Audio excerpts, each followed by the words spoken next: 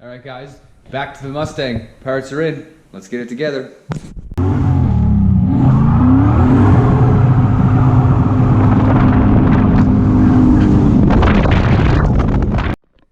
Alright guys, so basically, if you paid attention to the last video there, we have a 92 Fox body Mustang here. Client was noticing some vibrations in the rear end.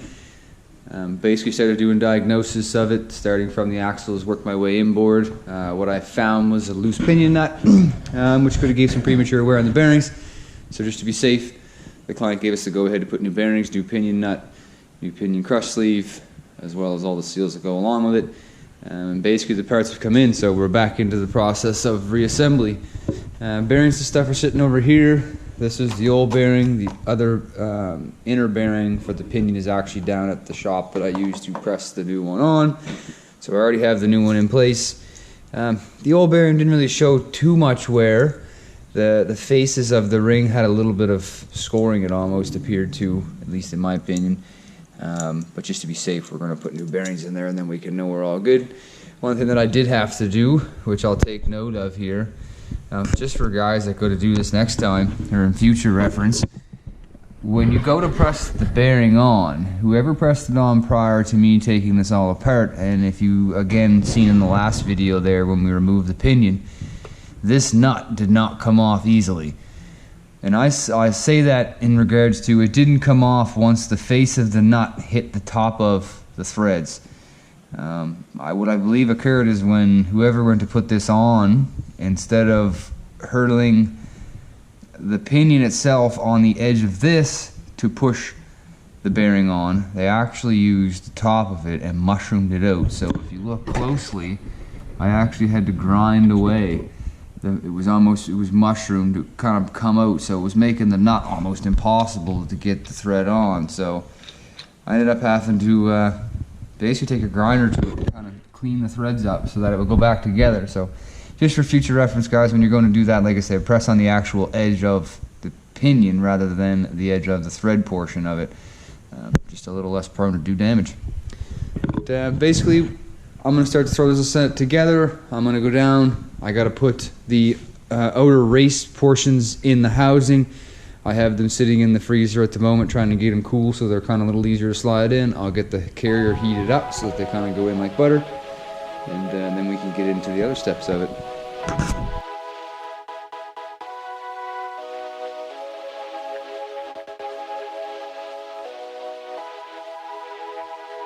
Alright guys, so got the pinion inner race in, so on the big side of the housing. See my interesting tool I made there, if you noted it in the last time lapse there. Essentially I just used the old race, piece of exhaust pipe, socket on the end, just to essentially be able to get it in the housing far enough so that you can be able to get the race in. I did it with no damage, all the edges are good. I'll go to the opposite side now, put that inner race in, and then we'll be able to put the pinion back in and get it torqued down.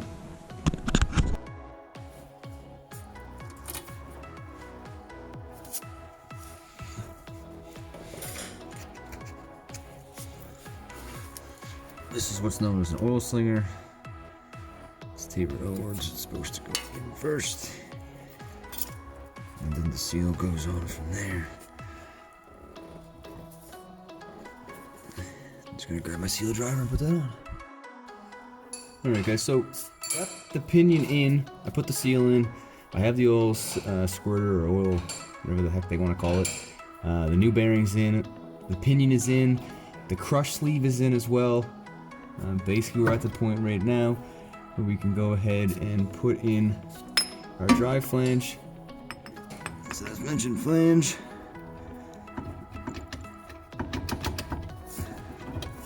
Doesn't really slide on, does it?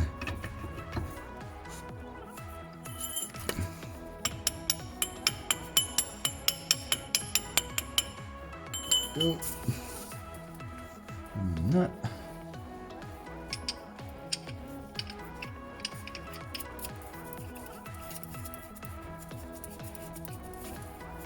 Alright, we should be good there, Phil. Perfect, thank you.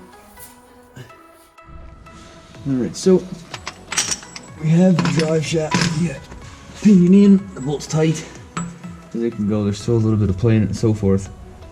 We just need to put our barrel on it and set it up to start the torquing process. This is the intricate part where you gotta be careful and not over torque it too quickly, or you will be starting all over again.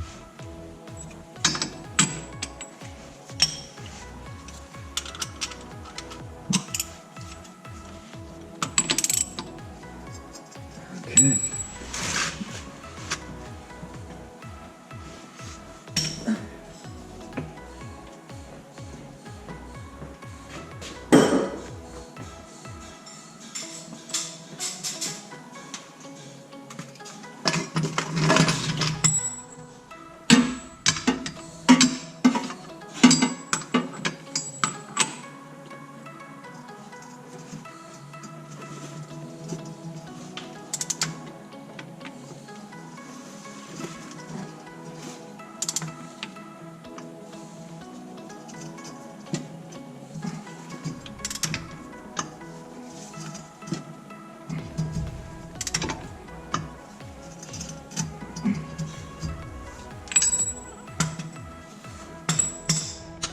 Okay, so got the pinion up tight now.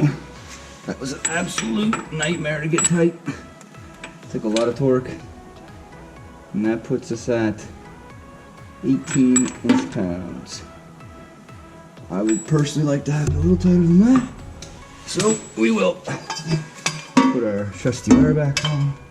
Try this one more time.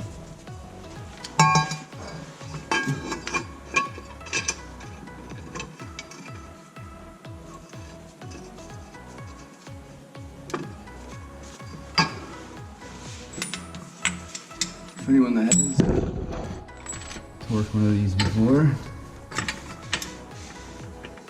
you'll know that a small change can implement a big number.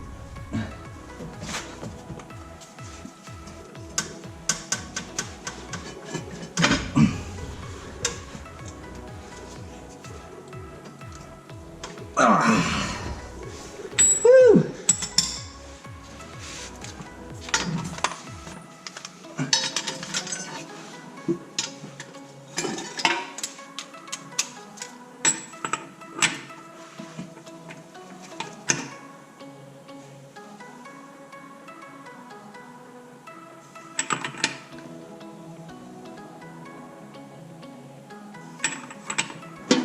I will call that 28 foot-pounds, which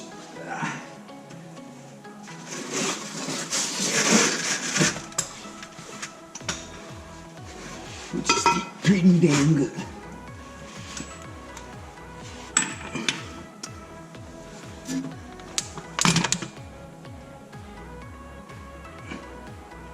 Baby.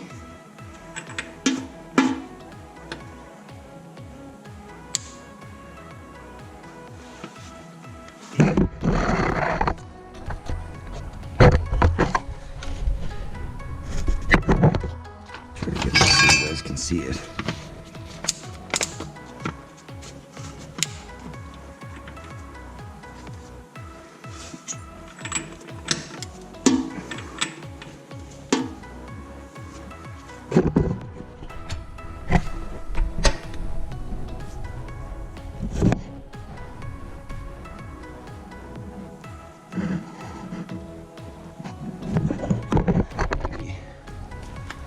I did Loctite that as well.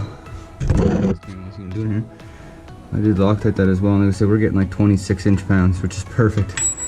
I would consider that properly torqued. There's no play. We are good to switch to the opposite side and get the ring gear in. Alright guys, so got the rear pinion in. It's all torqued down. We're gonna go ahead now, put together the carrier into the housing. Essentially, I have 3 stock cast shims, all of which measure out, one I do believe is, I think that's the 253. There's a 260 and then a 283. I'm basically gonna discard that one. I'm gonna use the 260 on the ring drive side, and I'm gonna use the other one on the other thrust side with a couple shims to make up the difference.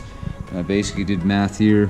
I should need a change of 0.23 required on the nice thin shims. So just gonna grab the caliber out, get these to measure up, slide those in with the cast shims, and that should get our backlash to basically 0.08. Alright, so got the rear end in. I got the bolts tight. I got the gauge on it again. Again, we're checking against the coast side of the gear. And we are basically bang on 8 thou. I would say that is perfect. I'll get these bolts torqued down, get the axles back in it, and get some fluid in her. Alright, so we've got axles in, got the C-clips in the center housing. I got the rear cover all cleaned up, ready to go back on. So as seen, the backlash is all set. We're basically good to go here. So I'm gonna time lapse putting some sealant on the cover, get the cover back up in place, get the bolts tight, set the drive shaft back in place, and then get the fill hole out to put some fluid in it.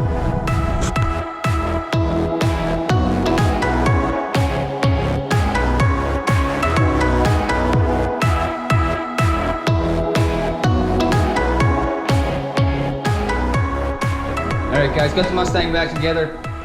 Drive shaft's in, everything is tight.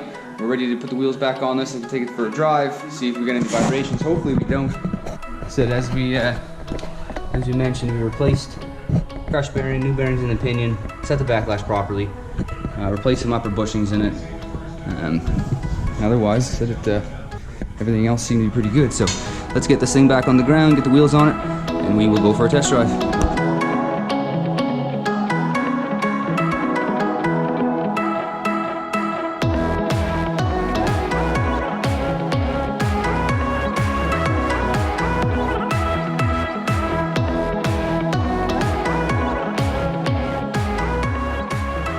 Alright guys, so got the Mustang out of the garage. Let's hit the glasses off here. Just getting ready to go for a drive with it. I already did have it for a test drive. Everything felt great in it. I'm just going to go for a little blast with you guys, kind of show you how it feels. Got to go pick up the daughter from school. Figured it was a great time.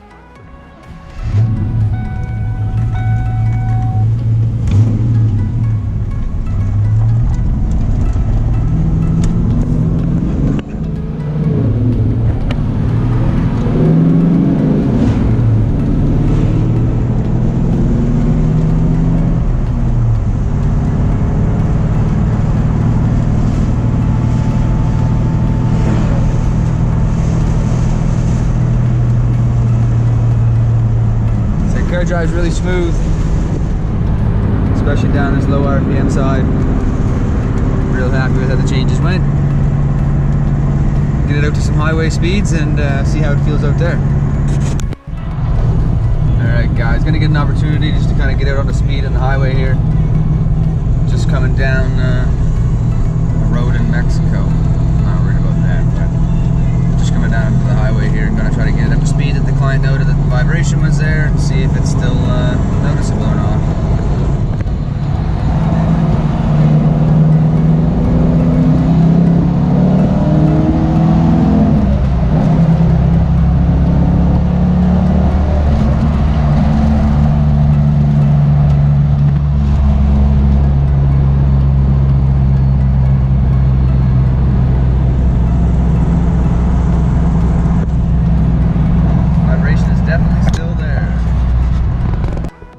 Alright guys, back from the drive with the Mustang. As you've seen in the video, the vibration is definitely still there above that 140 km/h range. That's right where the client was really saying the vibration was from. So I'm going to do some further diagnosis. Keep track of the next video that's going to diagnose the transmission, the output shaft bushing, and the rear seal. See if that might be the issue. Till then guys, remember to like, subscribe, and follow the Instagram and Facebook page. Until next time, have a good night.